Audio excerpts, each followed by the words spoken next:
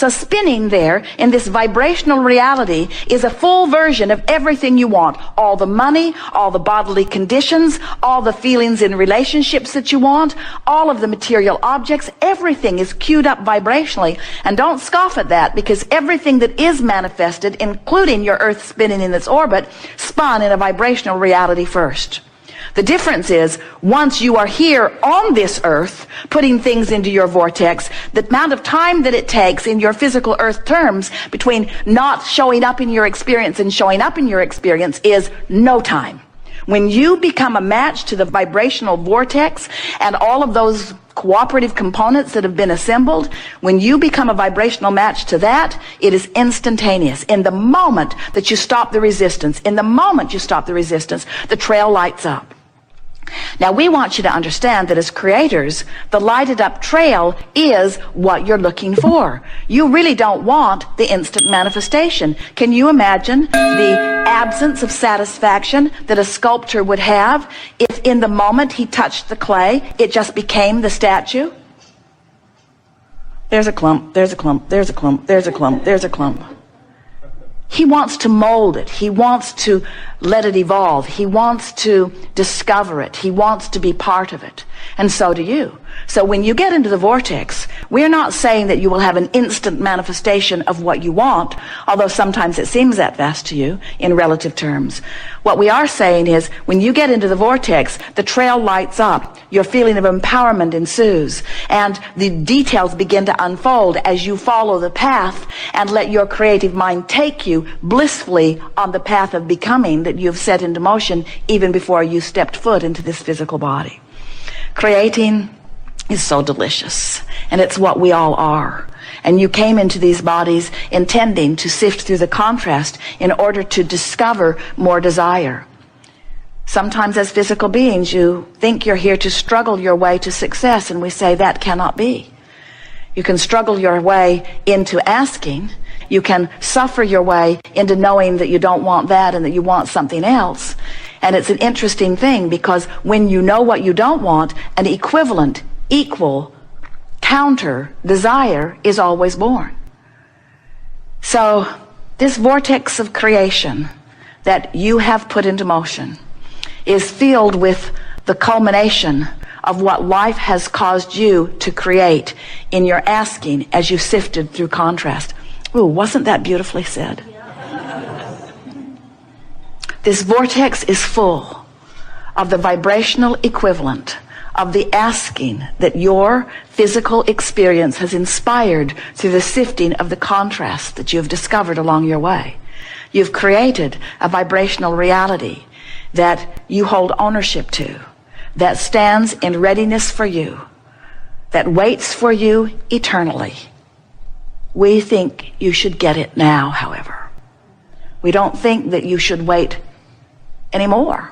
We think it's time for you to get into the vortex and begin to reap the reward, to find the answers, to solve the problems, to feel the exhilaration, to be the being who you have created. We think it's time. And otherwise, you can do it when you croak. It's your call. We're eager to talk with you about anything that is important to you. It is our desire to coax you into the vortex. Thank you for everything. As my desires begin to manifest and unfold, I sometimes get anxiety. Not anxiety, I don't know the word, but I see them starting to unfold. I get excited, and then they sort of slow down from manifesting. Well, now let's talk about this, because you're really going to like this. We haven't spoken this in this way before, but then we haven't come to the place that we'd already come to before you said that before either. In other words, we just laid a really good new basis to understand this question in a new way. You're going to feel it in just a moment here. So, if it is true, and it is, that as a problem is coming into focus, a solution is too, then isn't it equally true that as a solution is in focus, that an equal problem is in focus too? In other words, have you ever seen a sound wave? or a light wave or any kind of vibrational wave, there's two sides to the wave, aren't there? In other words, the wave, it has an equivalent. It can be small and it can be large, but it's equivalent in either case. So when you knew what you didn't want and now you know what you do want, so life is moving forward. Now, maybe on another subject, you're more focused on the negative side of the wave than you are the positive side of the wave. So maybe you've tuned yourself negatively. Let's back up. Here'll be an easier way to hear it. You can't set your radio dial on 6:30 a.m. and hear what's being broadcast on 98.7 FM. Frequencies have to match up. The transmitter and the receiver have to be in sync. So let's say that you have several subjects that you are focused upon, and on one particular subject that you have wanted a lot about, you now have managed for a little bit of time to focus more inside the vortex, and so now things are moving along for you in a better way.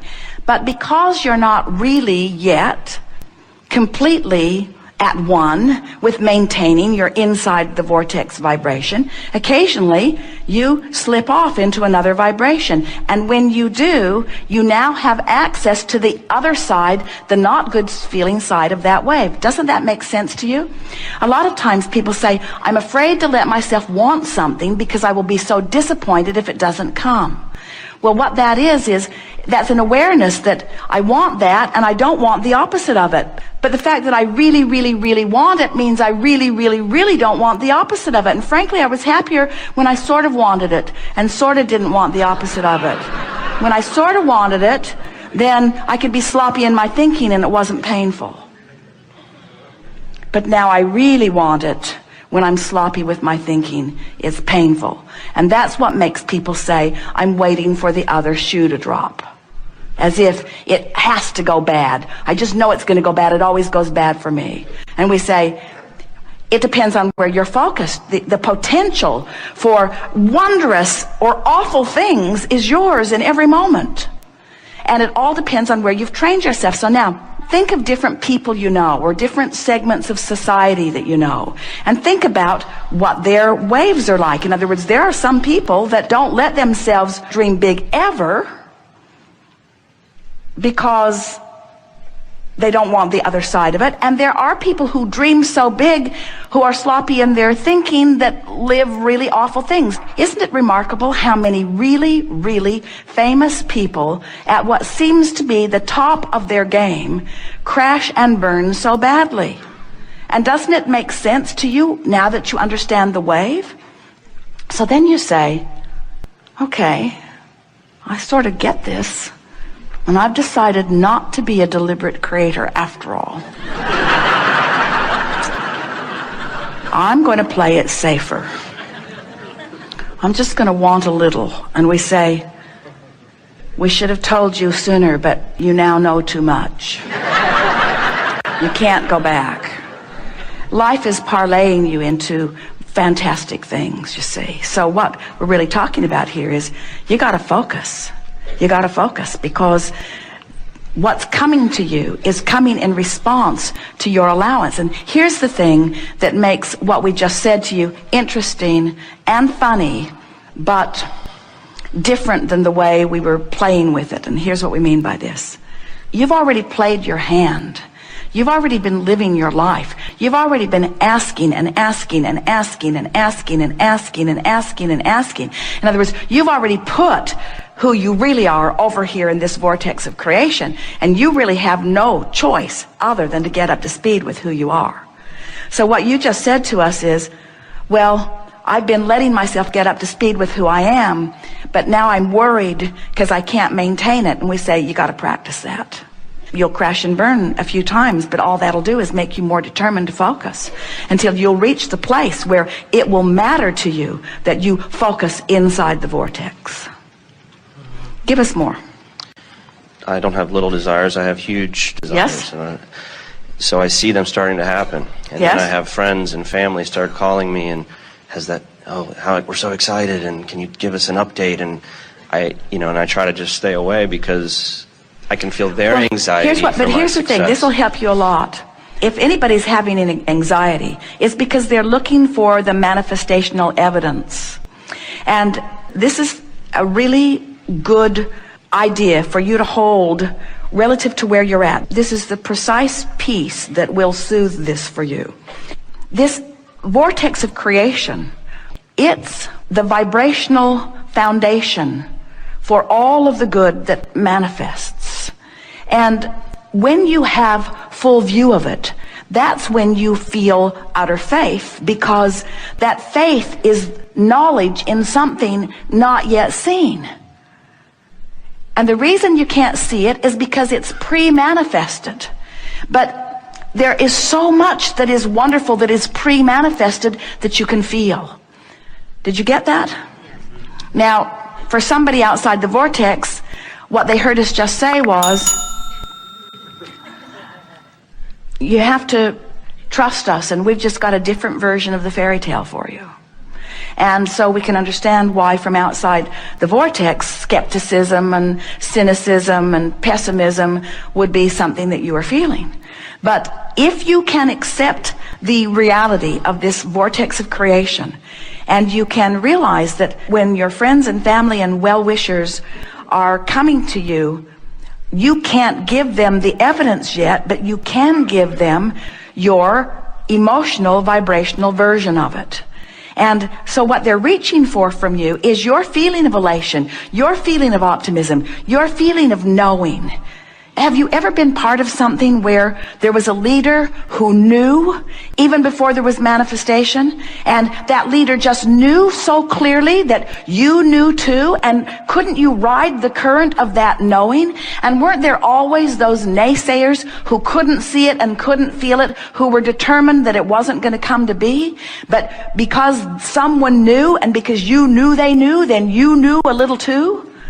That's the best that you can do for those people, because almost everybody is demanding. That's why science and medicine moves slowly forward, is because they need to see it before they believe it. And that's backwards. You got to believe it before you can see it. You have to believe it in order to get in the vortex, and you've got to get in the vortex before you can see it, before you can rendezvous with the circumstances and events that are going to bring the manifestation of it about, you see. It's really interesting. This reality that humans claim and cling to is such an arbitrary thing. You are billions of people with billions of different perspectives of life experience, literally creating billions of different worlds, and yet pretending that it's all one big world that you're all sharing equally. And it's not even close to that, you see. You are on these vibrational islands with law of attraction spinning on your individual vortices, giving you exactly what you are a vibrational match to. So the first thing that we would say to you is, if we were standing in your physical shoes, would leave them all out of the equation, well-wishers or not.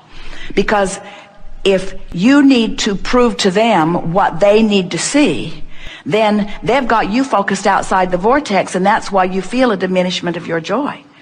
So somehow you have to convince them that you're onto something, and you know you're onto something. We know that they are well-meaning, and we know that you know that they are well-meaning. We're just saying, you got to do what's easiest to keep you focused in the vortex.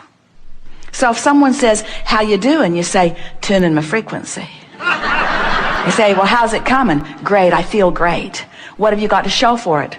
Joy. Well, what else you got to show for it? Vitality, clarity. What else you got to show for it? All that you're doing, what do you have to show for the work that you've been doing? Enthusiasm, life, passion. That all? And what they're really saying to you, don't you think paying this price of joy is too great?